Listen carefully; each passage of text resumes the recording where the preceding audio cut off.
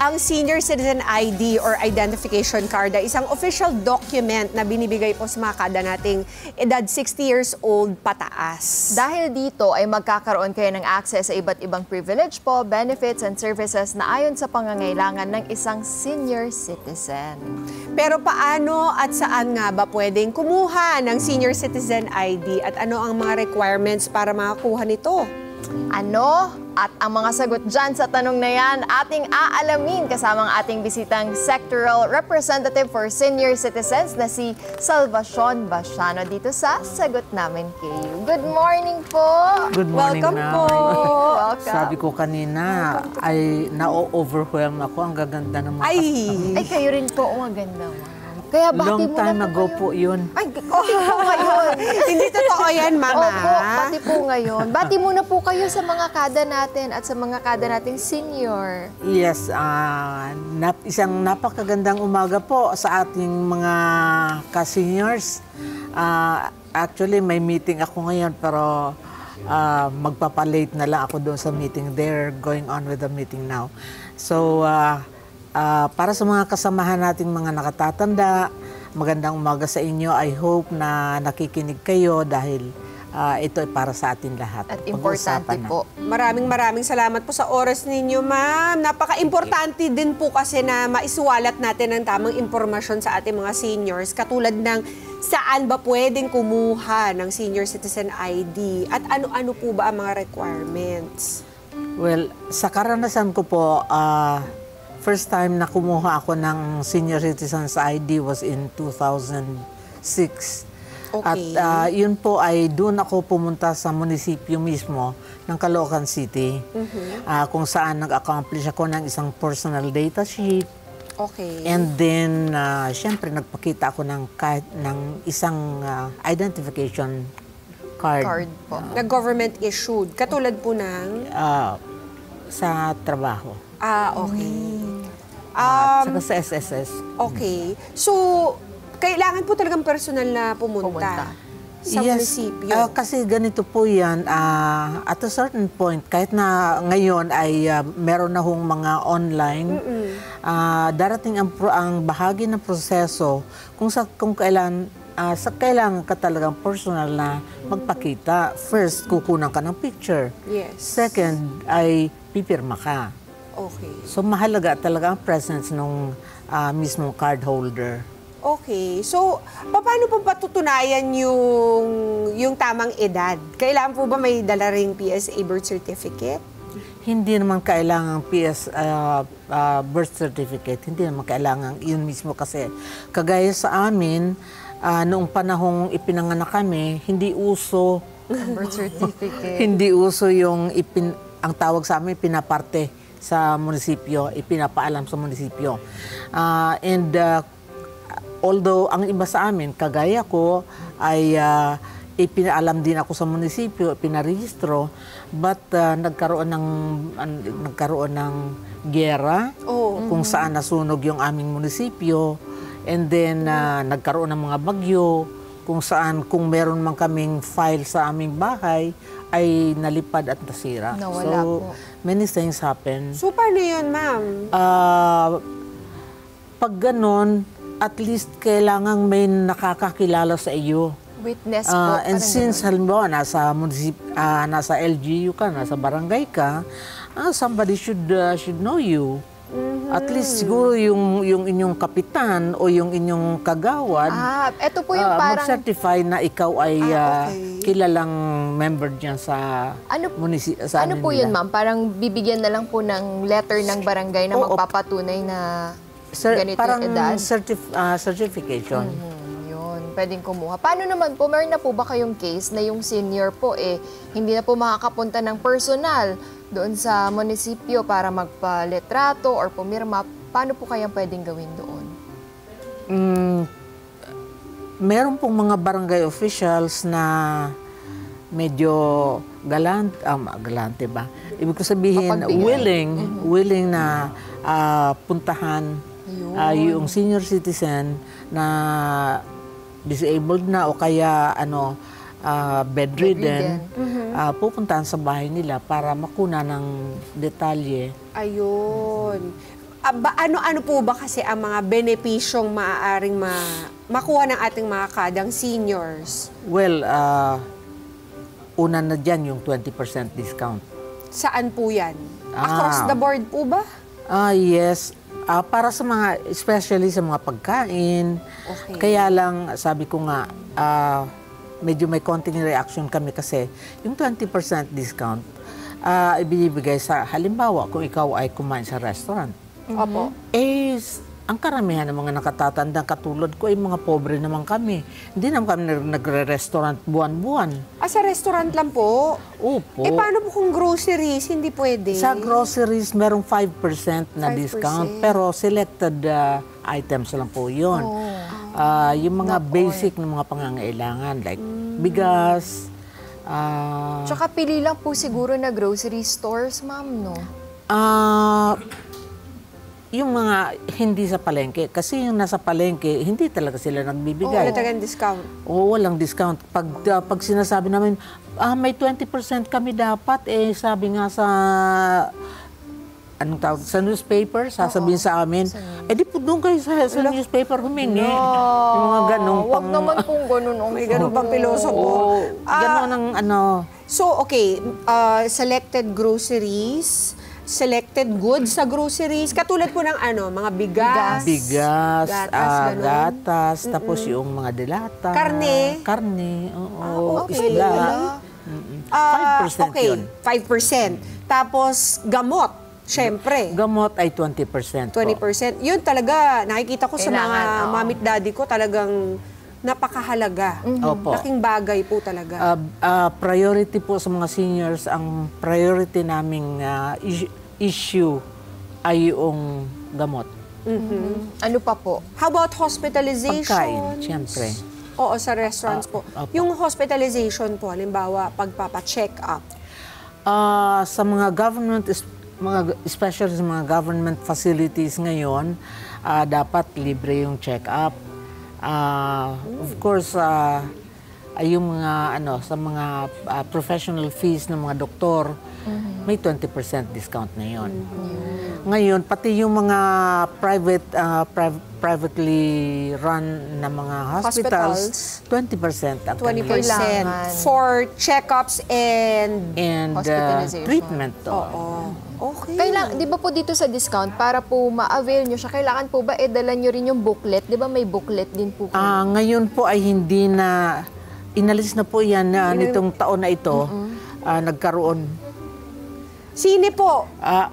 Tama po ba? Yes, unahin ko muna, tapusin ko lang yung, Opo. tungkol sa Na-excite kami. tungkol sa booklet. Inalis na po yung booklets, although kami kumukontra. Kasi we find na yung mga booklets na yan can be helpful, especially for documentation and for making studies, making researches, anong klaseng gamot, ilan ang gumagamit ng ganitong klaseng gamot, yung mga kanyang tipo, dapat ginagawa din ng gobyerno. So anyway, dinesisyonan po ng gobyerno, alisin na lang, fine. ID na lang po ang ID na lang, dadalhin. opo. Ay, na lang. Ano pa po? Ayun nga, yung libreng sine. Yung libreng sine. Depende po kasi yan sa sa munisipyo. Like, Sa local government. yes, ang alam ko sa Makati, lahat ng araw ay libre ang mga nakatatanda. Depende pala siya sa LG. So lang pwede Monday silang first. pwede Oo silang nga. magbabad doon, lalo ngayong kainitan ng panahon, pwede silang doon ang natutulog. Wow! Sana lahat ng LGUs ganyan para naman magawa ano-ano. Kaya lang yung iba pinalalabas nila every after screening na bawat di ba? Okay But lang. anyway, sa Quezon City po, first screening every Monday. Ayun na nga. Monday first screening. Kaya lang, sinasabi ko naman din, kasi sabi noong panahong ini-enact pa lang po yan, I was sitting in Congress noon as the resource person. Ang sabi nung presidente ng Philippine Motion Pictures Producers, sabi niya, ay mamamatay daw ang kanilang industriya kapag nagbigay sila ng 20% discount sa amin. Sabi ko sa kanya, do not blame the demise of your industry on the discounts that you give to older persons, especially bihira ang mga nakatatanda, sabi kong mga katulad naming mahihirap, ang manonood ng sine. First, nagtitinda-tinda lang ng mga gulay-gulay. Magkano ba ang kikitain ng mga yun? And then, di naman kami papasok ng sining solo. Kailangan namin yung aming May apo kasama. kasama. So, pamasahe, dumadagdag, and then hihingi pa ng kailangan kakainin yung apo namin, di ba? Sabi, in fact, we give you business. Di ba? Kayo po ba, ma'am, kasi medyo lista to ng kaunti. Opo. Kasi, forced retirement po kasi yung mga Yes, seniors. actually structural ang problema. Kung hindi kami pinupuwersa na magretiro, we should still be working and earning. Functional, Hindi kami productive. dependent dapat sa aming mga anak. Right. Oo, tama po. Yun po bang para maliwanagan lang po sila, ito'y libre, yung senior citizen ID. Dapat walang Yes. humihingi ng Bayad. processing fee or ano man. Service Ah, charge. pinagkakakitaan po ng ibang mga unscrupulous na mga individuals. Oo nga. And then, So, hindi, ayan po, libre po and then, hindi naman din po dapat ginagamit ng mga grupo na dahilan ay mahirap kami kaya hindi nakakuha ng ID.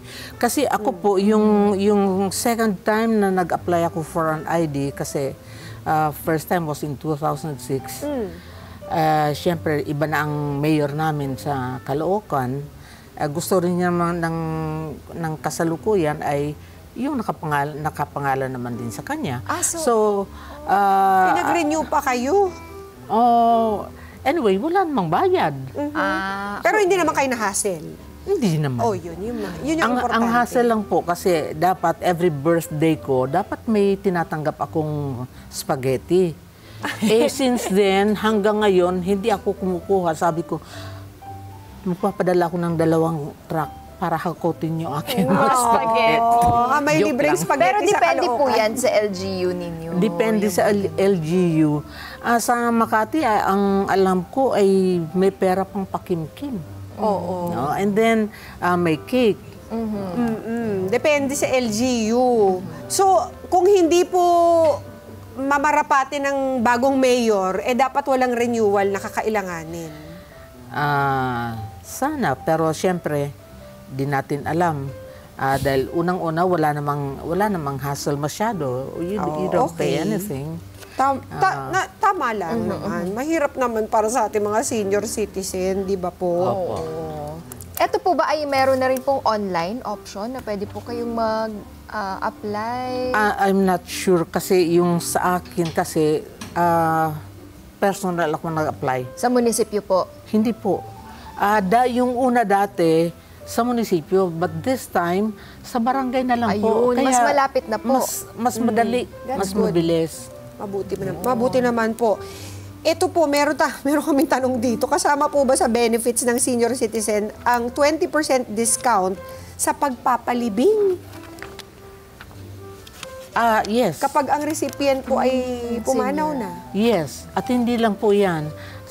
Ayon sa Republic Act 1994, ang munisipyo, ang LGU, ay may responsibilidad na tumulong. So, not less than 2,000 ang dapat na itinutulong ng LGU para sa pagpapalibing. It can be more, pero hindi dapat na sabihin. Kasi at one time, meron akong kakilala na nang namatay yung kanyang tatay na mahirap, sinabihan ko, pumunta ka sa yung OSCA head sa LGU at sabihin mo. Ang sabi daw sa kanya, ay wala niyan dito kasi sa Maynila lang yan. Sabi ko, wala namang batas na Maynila lang ang coverage. Tama. Diba? Pag batas, national ang coverage niyan. Tama. So dapat lahat ng LGU, not less than 2,000 magbibigay sa namatayan na May senior po. citizen. Liban pa dyan po, yung punerarya, entitled ang na makakuha ng 20% discount. Saan po ba mahahanap lahat ng mga benepisyong yan, ma'am? Para alam ng mga senior natin ang kanilang mga karapatan. Yes, meron tayong manual, parang ano ng batas. Opo. Na naka-itemize yung lahat ng mga benefits. Very good. At kung meron pong mga, kasi katulad po nung sinasabi ninyo, yung mga hindi naman nararapat na tumanggap ng benepisyo dahil hindi naman sila senior, kanino po ba pwede isumbong yung mga ganun? Kung ang OSCAHED po ay gumagawa ng kanyang tungkulin, siya ang unang dapat nilalapitan ng senior para ireklamo sa kanya, and then tulungan niya yung senior na makagawa ng affidavit para yung karanasan ay maisa papel, at itong OSCAHED mag-initiate ng unang pag-uusap. Siyempre yung unang option ay pag-uusap lang. Opo. Kung talagang magmatigas, di maaari niyang dalhin sa sa korte. Actually, yung isang dating yung sinundan kong sectoral representative, dahil naging siya ng Makati, marami siyang mga naidemanda. Yun. Yes. Marami naman pong mga nahulin na gumagamit po nitong At fake. napapagbayad sila. Yun. Saan po ba nahanap si OSCAHED? Ano po bang ibig sabihin ng OSCAHED? OSCAHED is, OSCA means Office of Senior Citizens Affairs. Ayun. Every local government unit Okay. ay merong OSCAHED na galing po ito sa mga leaders ng mga organisasyon ng mga senior citizens. Very Na nagno-nominate sila ng 3, and then from among the 3 ay pipili ang local government executive, ang mayor. Pinaka-head. So, meron tayong pwedeng puntahan. Dapat po. To fight for the rights of our senior citizens. Yes, Napakabuti naman po. Napakabuti po niya at na Liwanagan. ibahagi po natin yan sa mga kada natin na meron silang kakampi. Unfortunately po, hindi lahat ng OSCAHED ginagawa yan. Naku, meron talaga. Hindi talaga natin Hindi mga nila alam 100%. it's part of their job. Hala! Kapag ganun, sino next natin pupuntahan? Opo. Saan po lalapit? Pwede bang barangay representative, di ba? Pwede rin po siguro. Or may ibang org po ba ng senior citizen na pwedeng tumulong? Yeah, actually sa bawat barangay ay meron ng mga organizations. Like kami, I'm founding president of a senior citizen organization. So kung ang aming OSCAHED ay hindi tumatrabaho, tutulong kami na kalampagin siya, or tutulong kami na makapagsampa ng demanda. Ayan. Yung At least meron. So, bawat barangay naman po pala ay meron pong senior citizen na grupo na pwede nyo pong lapitan kung hindi nyo po makalampag ang OSCAHED. Eto na, si Ma'am Salvacion na ang sasagot niyan. Kaya ibigay nyo na po ang inyong mga contact details, Ma'am, sa ating mga kadang seniors. Ang isa-suggest ko po kasi we cannot entertain yung lahat ng mga sa buong bansa, no. Masyadong malayo. So like I said, sa bawat barangay ay may mga organizations naman diyan. Yes. Mag-join po, ang hinihingi namin lahat ng mga senior citizens, find time na sumali kayo sa mga organizations. Tama. Correct. First, malaking tulong sila na nakakapakinig ng inyong mga hinaing. Tama. Kaya po, ano Dapat po ba lahat tayo inyong... mag-involve. Oo, contact number o kaya po, meron po ba kayong Facebook page ng inyong grupo? Ay, yes. Kasi liban pa po sa I am the sectoral representative ng National Anti-Poverty Commission Senior Citizens Council. I am also president ng aming organization na which I founded, and merong mga binubuo kami right now kami kasama sa steering committee na isang national organization na it's a national movement pushing for advocacies for older persons. Kaya ano po itong grupo na ito at saan po mahanap, Ma'am Salvacion? Yun, nagmi-meeting sila ngayon. Saan po? May Facebook na po ba yan, Ma'am Salvacion? I'm not very sure kung Kasi Or first meeting pa lang namin Contact ngayon. number po. Contact number, Para mahanap Wala. namin. Wala pa. sa akin na lang muna siguro. Ay, sige Kasi po. I'm member of the steering Sige po. committee. Pwede po natin ibigay sa mga kada natin para po yung mga senior natin, pwede po kayong makontak. Yes. Sige po. Ah, Yes, go ahead po. Sabihin nyo lang po. 0939 416 9933. Okay. Yun, Yan that's ang- 0939-416-9933. At again, maraming salamat sa ating Sectoral Representative for Senior Citizens, si Ma'am Salvacion Basiano. Paparayain na po namin kayo at hinahanap na kayo sa meeting nyo. Diba? Maraming salamat po Maraming sa pagbabahagi salamat ng po. napakamahalagang impormasyon po na yan. At maraming salamat din po for inviting us kasi this is you're giving us a platform para din kalat Share. namin, mai-share namin yung aming mga advocacies. Yes, kaya mga kada, mga senior citizens po, ang senior citizen ID po ay pribilehyong nararapat lamang para sa ating mga senior citizens. Kaya huwag po nating abusuhin ang pribilehyo na yon para lamang maka-avail ng discount at iba pang benepisyo. Hintayin na lang natin na umabot tayo sa tamang edad para makapag-apply po ng Senior Citizen ID. Dadating din yon mga kada. Huwag niyong madaliin. Nako, Okay? baka magsisi sila pagdating ng oras. Oo, Sana tama. hindi kami nadaling tumanda. Tama. Enjoyin niyo po muna yan. At sa mga kada natin na senior ay sana po alamin niyo po ang inyong mga benefits para mas ma-enjoy niyo po ang inyong buhay. Mga Kanet 25, this is Pia Guanyo Mago. For more Kada Umaga updates, please click the subscribe button and follow us on Net25 social media pages at Net25 TV and at Net25 Entertainment Facebook page. See you guys. Bye!